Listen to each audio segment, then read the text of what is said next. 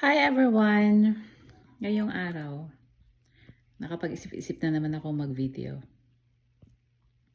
Naalala ko lang, kasi lagi naman akong sumusunod sa mga issue ng bayan dyan sa Pilipinas kahit nandito ako sa malayo.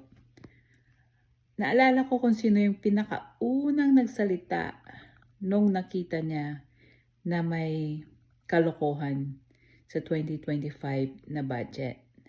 Diba si Kong Ongab? Tapos humingi siya ng tulong kay FPRRD. Tapos sa next day, nag-live sila.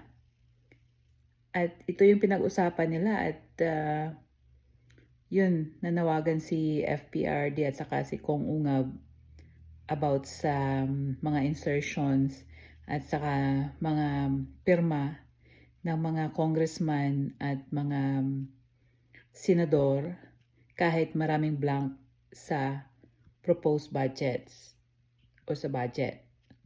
Tapos nagsalita rin si Attorney Vic.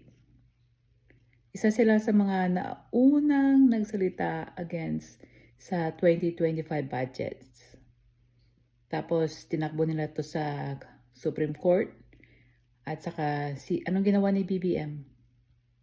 'Di ba kahit alam niya na may maraming insertion sa budget ng 2025. Pinirmahan pa rin niya. 'Di ba? Hindi niya bineto kahit nagsasalita din yung kapatid niya na si Amy. At saka ito rin yung siguro yung pinaka-last na rason kung bakit napadala sa daheg si FPRRD na ganun kabilis.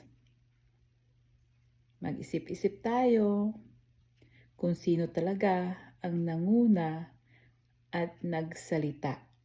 At sinundan na ito ni na Mayor Magalong about naman sa mga ayuda-ayuda na yan.